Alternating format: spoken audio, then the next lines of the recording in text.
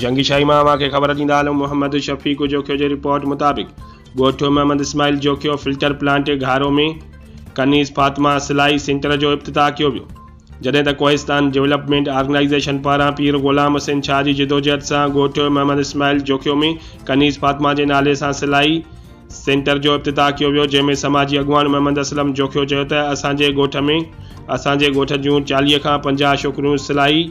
कढ़ाईअ जो कमु सिखी सघनि थियूं ऐं इहो हुनर सिखण खां पोइ पंहिंजी मदद पाण रोज़ी कमाए सघनि थियूं। उन मौक़े ते समाजी अॻुवान पीर ग़ुलाम हुसैन शाह, निसार अहमद कासकेली, कामरेड शफ़ीक़ जोखियो ऐं राणा मोहम्मद इक़बाल पिणु पंहिंजनि ख़्यालनि जो इज़हार कंदे कनीज़ फातिमा जे लाइ नेक तमन्नाउनि जो इज़हार कयो ऐं दुआ कई त अल्लाह ताला कनीज़ फातिमा ऐं संदसि घर वारनि खे शादो आबाद रखे, जेकी ग़रीब मुस्तहिक़ माण्हुनि लाइ ॾींहुं राति कमु करे रहिया आहिनि। असांजे ज़िले ठठे जहिड़े